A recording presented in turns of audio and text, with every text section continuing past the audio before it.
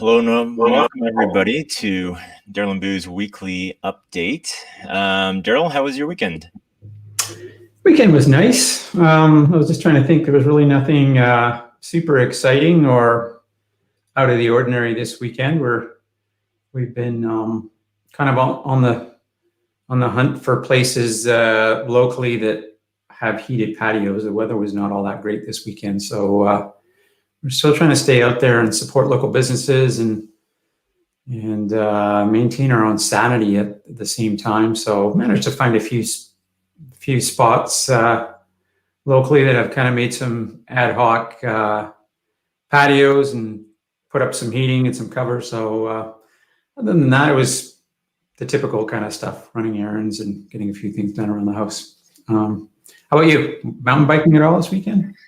Nice. You know what? The weather was, it was just unpredictable.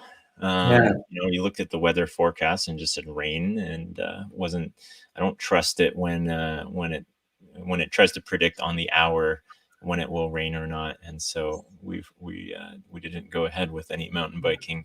But speaking of supporting local businesses, it's getting pretty dangerous where I live, because there is a spot where there's a food truck every day that is there, and some of the food trucks that they bring in are like mac and cheese and what was the other one? They had a taco place and a gyros or however you want to pronounce them.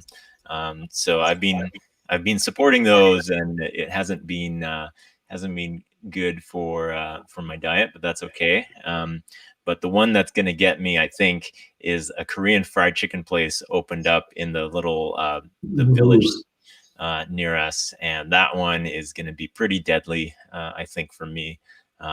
So we hit up that one, tried it out. It is very delicious. So we'll see if I can withhold or abstain from hitting that up too much.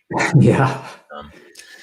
That was pretty good. Although I did do without going mountain biking and stuff, we did make an effort to clean our crawl space. And that was, we're three SUV loads into the dump so far. Number of things that my wife put on Craigslist, a lot of baby stuff, which we were kind of keeping just in case, not for us, but just in case my brother-in-law was going to have a kid or something like that. And slowly over the years we were giving stuff away anyways, but we kind of made an effort to clear out everything there. And my wife sold some stuff on Craigslist, bought some stuff off of Craigslist as well, but wheeled and dealed some more chairs for our dining room. My wife is getting pretty proficient at shopping for used stuff at this point. Nice. And what else was there? I did one more thing. I put together our trampoline. So that's another Craigslist purchase. People are starting to realize I'm a pretty frugal person. And so I bought this trampoline a few months back, this spring-free trampoline.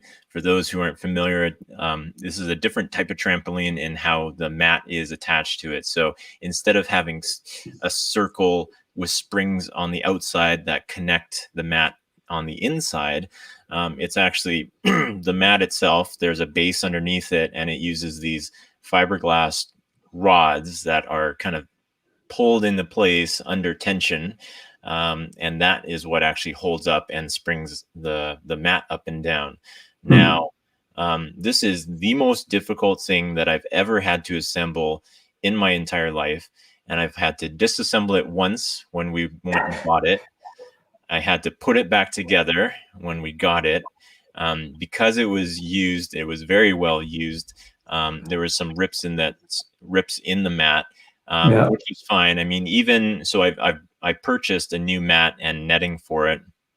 I'm still below what it would have cost to buy this thing new, but because of the pandemic, it was months before the new mat and the net would have arrived. So it arrived. One piece arrived like a month ago. Another piece just arrived on this weekend. And then my wife was like, "Oh, are you going to put this up?" And I said, "Well, it's going to be raining." She didn't seem to think very much of me being out in the rain for a couple hours, so she still wanted me to go put it out. So took apart the entire trampoline again, and then put it back together with the new mat and the netting. Hopefully, I never have to touch this thing again. That's 3 hours of painstaking. Like, it was a very intense workout because every single rod is probably, I don't know, like 100 pounds of pressure, like you're putting into this thing to kind of get it looped into the mat. So that was my fun Sunday there, but we got through that, and I'm all the better now. The kids have a much more safer trampoline to play on. Yeah. Once again, you're more industrious than I am. I would have thrown that thing away or resold it and had someone come out and install a new one. It's upon the first sign of additional effort. But yeah. One thing actually we did do that is kind of interesting, we'll talk about maybe in another segment. We've been in the market or looking at e-scooters, electric scooters. So those things that are little two-wheelers with handles on them. They've come a long ways now. Some of them go, 50 plus kilometers an hour. But we've decided for the summer there'd be a fun thing just for kind of bombing around. We've done it a lot on holidays. So I went and looked at a few locally, and one was a Vancouver manufacturer, a company called North 49. They make Synergy e-bikes and e-scooters.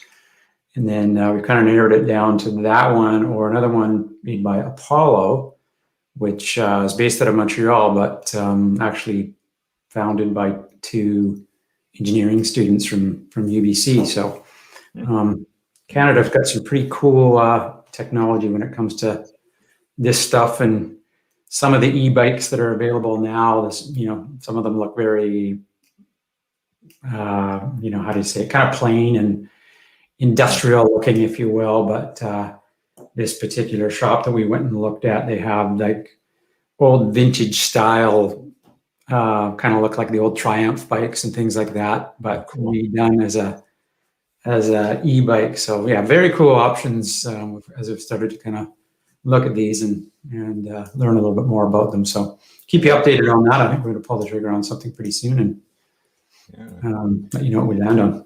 Yeah, that'll be pretty cool.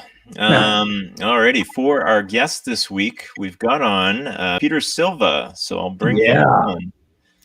Peter, aloha. How you doing? Hey, fellas. Good to see you. Happy Monday. Yes. Happy Monday. Happy Monday. Whenever I hear what Buu does over the weekend, I don't know if you feel the same way, Daryl, but it almost seems like it puts my weekend to shame. Yeah. He somehow accomplishes like so much. He does more in one weekend than I generally do in like 6 months over the year. So I've stopped feeling bad about it, though. I guess that's the one thing I've given up the guilt. Yeah.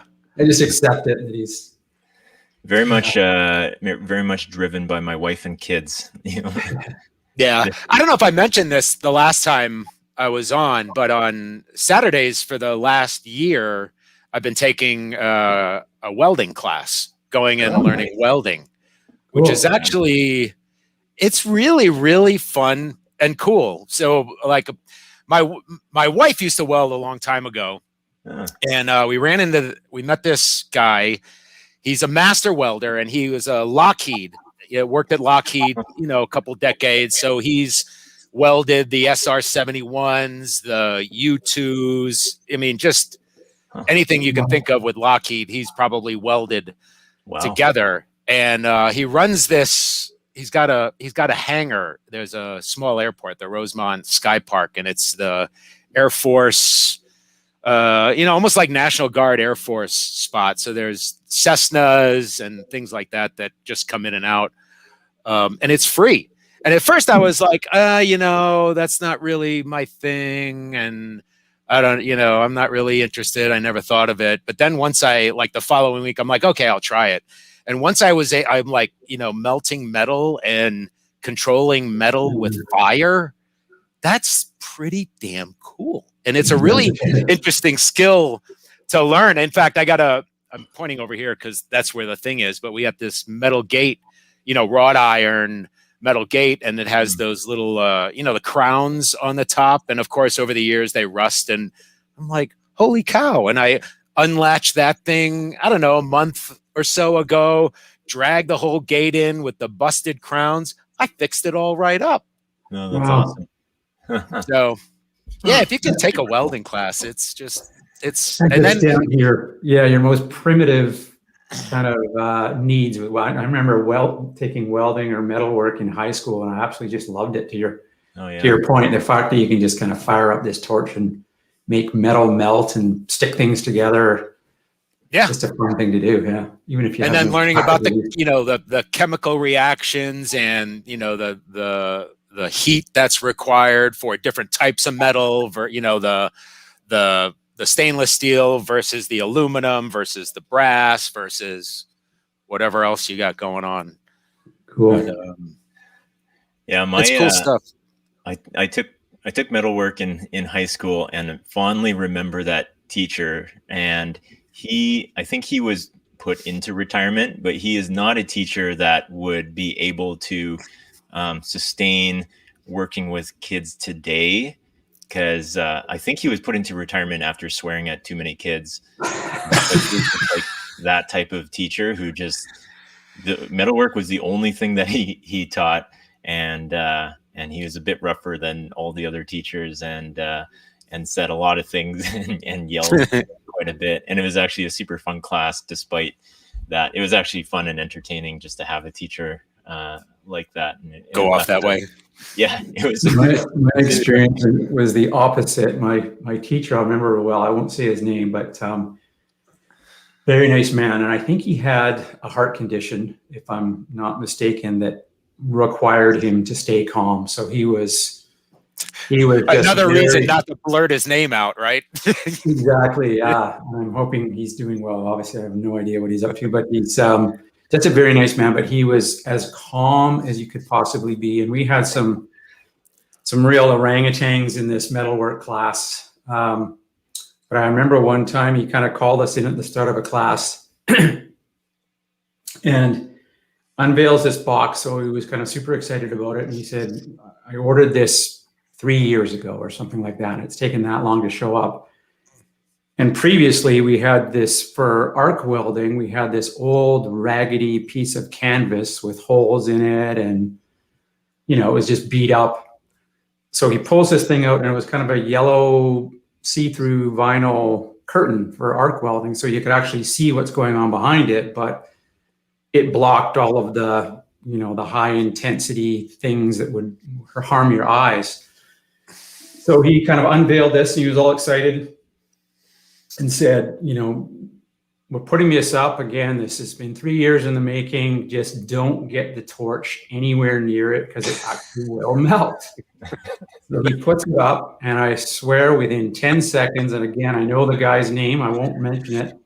He takes the torch and puts it right on the thing, and of course it just melts a big hole. And the teacher did everything that he could not to. I could see his face kind of going red. He walked over, unhooked it, put it back in the box, and then put up our old raggedy canvas thing that we had for the rest of the probably still there in the high school. But I applaud him for staying calm. Yeah. The mumble, the internal mumble that must have been going on during that moment. Yeah. The guy that did it was an interesting character. I'll say that. I mean, I'm just surprised between, like, I was in woodworking, metalwork, and whatever trades I can get into classes, and there was no injuries. Like, I'm surprised fingers weren't cut off or people didn't get burned somehow, or welding or anything like that. Amazing. Just a shout out to Raven here. Likes your shirt. Thanks, Rob. Good to see you. Yeah. What, you don't like my shirt? I even put on a nice shirt. I used to. Yeah, we were just commenting on how good your shirts are. Actually, I pulled out a couple old ones in the crawl space this weekend too that I might wear. To keep. I'm putting together. This is the one I was wearing, but then as I was mentioning to the fellas pre-show in the green room, it has some little bleach stains on it. But this officially is my most comfortable favorite T-shirt, and I had to tell. Last week was Agility, and we had the Agility Live, with Jason and John hosting the live session to just come in and chat with us. And I don't know, I had one on similar the day before, and I'm like, I have multiple of these shirts, so just because you see it on me every day doesn't mean I'm wearing the same one. They're in a nice rotation pattern. Yeah. We trust that you're changing your shirts. So, although they're saying right now, I heard over the weekend in London, and even I think in the States, sales of just attire, clothing, high heels, makeup, all of these going out types of goods are a huge jump now in purchases. And I know Kimberly Clark, I guess they had their earnings last week, and their sales have, kind of dumped. So the whole toilet paper hoarding part of the pandemic is apparently now over. Yeah, thankfully. Hopefully it's over for good. So I'll have, here's a plug I'll have my next Booze Hour Community Edition live stream on Wednesday. And it's a good buddy of mine, actually, who's the COO of a company called Taffy. And what they do is they make 3D animated avatars. So, when you do your, on your iPhone, you can make up a character that is you that you could use for emojis and whatnot. And you want to have a smile, but you want it to kind of look like you. You use this animated version of yourself. That company, you probably haven't heard of Taffy, but they actually make the emojis or the avatars for Samsung phones behind the scenes. So I'm kind of interested in what they're seeing, because they've done things like virtual Victoria's Secret shows using avatars as opposed to real people and stuff. So, I think there's in the future, we're going to see like an element of just like virtual people as opposed to going out, putting on makeup, putting on clothes and an avatar instead, do your stuff. You should ask him about the NFTs and his whole feeling about those. Yeah. I am interested in that for sure, because I think they've done some artwork that has become NFT. Are they local, like a Vancouver-based company, Boo, or? No. So interesting enough, they're actually based in Salt Lake City, and he used to work at a studio locally here, and they actually did work for them, but and then his studio shut down, and then they just hired him directly to become their COO, because he knew that industry so well. So they're growing rapidly, and then they're going to create, I believe they may have already done it, create a Vancouver studio, because there's so much talent around video games and art and stuff in Vancouver specifically. Yeah, it's good to put people here. So Peter, this was our second virtual agility. What I know you're always heavily involved in that, and obviously Boo, you are too. But what was your thoughts on it now that it's wrapped up? I thought it was good. I really like the obviously the breakout sessions when they got into the technical details of all the things. We certainly had fun with our DC Live or Agility Live. It was only supposed to be Jason and John, the stars of the Dev Central show. But the rest of us kind of slithered our way in over the course of a couple of days, and we had, I'll just say this: I told the fellas after the first one that evening that it's, how do I say this? It's sort of it's kind of cool, sort of amazing. I'm certainly humbled by the fact that our customers, our audience, there's people that will just show up out of the blue for an hour just to listen to us chit chat about whatever, about anything. And it's sort of like, wow, that's kind of cool. Yeah. Even if we're not talking tech, most of the time we were talking pretty much anything but tech, because that's kind of how, we get into an offshoot on something. Like one of the days John was talking about, he read this, John opens each Dev Central Connect show with a little tidbit or a question for Jason just out of the blue. And he was asking people if they could know, those little dropper things. Apparently some study was done, is how many of those little a single droplet would then fit into a teaspoon. So, for the next 5-10 minutes, there was this discussion about, well, once it gets to a certain point, it starts to grow over the teaspoon. Maybe it's not a level teaspoon among other things. And I think the number we did a giveaway. We're giving away some of these Dev Central t-shirts, and someone said like 100. Like, no way, it could never be 100. And it ended up being something like 99 or 97 of these little single droplets. And then, of course, I had to bring up the studies. Purdue University and University of Michigan did and these are graduate school projects of how many licks does it take to get to the Tootsie Roll center of the Tootsie Pop. Yeah. One of those decades old societal questions that were never answered. Well, a couple of universities got funding for it, if you can believe that, did a proposal, got funding, and then did a study. And so depending on the university and the individual doing it, it'll range anywhere from like 158, I think, to, close to 300 licks. And then they break down exactly the mechanism of how they, created similar to a tongue, and how do you moisten the tongue, and how many times does it swing around on in each lick, it's pretty amazing stuff. Yeah. Like you think about it, but yeah, they got funding and figured it out. I'm glad people are answering those questions for us so that we don't have to.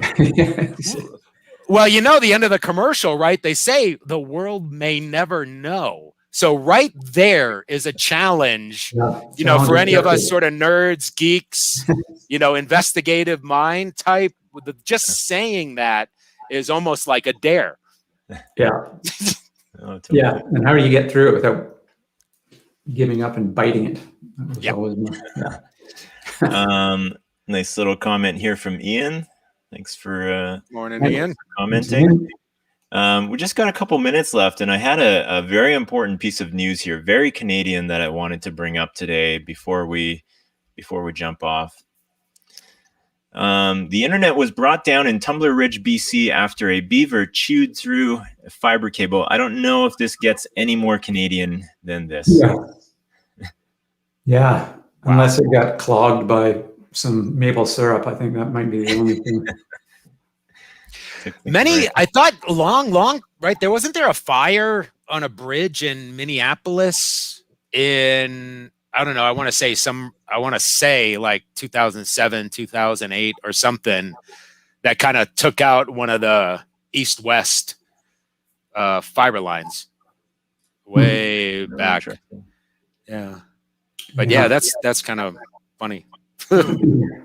Yeah. I was watching. Oh, Boo, I think you might have been sending this. That whole I think you shared a video for. We have our little back end channel. Those of us who like to produce these pieces of content, but that one about Formula One. I think it was the Formula One. How they broadcast that Formula One race. The 7 seconds between the action and what you see on the television, and just that whole point how they partnered with the Backbone company rather than a regular cable carrier that we're all kind of connected to. They went that next level up with the the ones who own the transatlantic cables and stuff to help move that massive amount of data in lickety split time. Yeah, that is a really cool YouTube video, and I'll have to dig it up and post it. But basically, it is for folks who want the synopsis of this. They took the idea of how does something live get produced, and not just something live, but how does something like extremely complicated live get produced. So the most complicated things to produce live are sports, and then the most complicated sports to produce live is an F1 race, because everything is moving so fast around a huge track. You have so many different cameras, and you have to weave some sort of story about the race. Like, it's not just cars racing around. There's there's people in certain placings, and so they're going to have battles on the race course, and how do you actually take all of this stuff and put it together? And not only that, but it's a pandemic, so that crew that you would ship out into a big trailer that's actually on site and putting this all together, they're remote now as well. And so they basically take 100 cameras. There's 100 cameras on an F1 track that are doing different things, and they have to coordinate. Okay, are we going to have shots that follow these 3 guys that are in a battle right now and follow them around, or are we just going to have basic shots where it's just going to show the corner? And then if there's cameras that are following people, there's probably a string of like a dozen cameras that have to all sequentially follow that thing. Otherwise, you're only gonna have like a split second of a follow on there, and then take that, and that's a feed, and then that has to go back to headquarters, and they have to say, okay, we're going to use those few seconds there for a shot along with this commentary, and then they produce a feed that then goes to, then they have commentators that dub live on top of that in all the different languages and all the different TV stations and stuff. It's amazing to see what actually goes into somebody's just sitting in front of the TV and watching F1. 7 seconds. Yeah. That was the thing that blew me away. I mean, I knew it was that fast, obviously, and they build in the delays due to, cussing, among other things. But it really is just one, fascinating and pretty amazing that they pull off that in 7 seconds. It really is. Yeah. Yeah. Very good quality. Now, I can tell you there is not a truck that produces this show. Basically, I'm here and I click on some things and then we go live, and there's only the 3 cameras that you see on here right now. Well, I will say, Boo, your opening titles and stuff have gotten really slick over the course of time. Like when I was sitting here watching it, I was like, oh, damn, that's pretty good, Boo. I like that. How you kind of splice it all together and create a little montage. Now you just need like Family Guy. You need the what are they called? Oh no, what the show Family Guy is all about? Where they cut out to something else. You need one of those now. They'll get that truck. The vignettes, the montage vignettes with music going in the background. Or I think we need a couple of sponsors like F1 does, like Rolex or whoever the major sponsor is. So I'm sure that's bust. 22. I don't know if 2021 is going to be the year I'll get a truck. You just need any thank you for the comment on the graphic stuff. That is a year. We're a year into pandemic now. Me going from 0 graphic design skills to like a small sliver being able to put text and stuff onto a page with some music on there. So have it fly in and out. I don't know if that was you who does that all the time or if that's automated, Boo, but I like the opening music. I've actually downloaded some of that on Spotify. So. Yeah, no, I started, I have a music subscription that I can go figure out music and whatnot, but yeah, I like to switch it up every once in a while. Cool. All right. 2025 trucker bus. That might be a little bit more realistic. I think we might get there at that point. Well, I can use my e-scooter in a month or so. Yeah. Once we go live, and then you'll be able to go live from the e-scooter, and we'll be on location, have a backpack full of cameras. Yeah. But by 2025, you might have your own, standable or rideable drone. So you might not even need the truck. You'll just, put on your propellers and go. Yes. I love it. Yeah. All right. We are at 10 o'clock here. Daryl and I are supposed to be on another meeting as well. So we'll cut her out here. But thank you very much for jumping on, Peter. Anytime. And yeah, we will see. I'll see people on Wednesday. So I haven't put that out yet, but I'll be on Wednesday at 1 o'clock. Boost Our Community Edition. And then for us, real quick, I'm at Silva's on the Twitter, at Dev Central for Dev Central, and every Thursday, 12:30 Pacific, on the Dev Central YouTube channel, catch the Dev Central Connect show with Jason and John. Boom. Nice. Bye, folks. See you guys. Thanks, Peter. See you guys.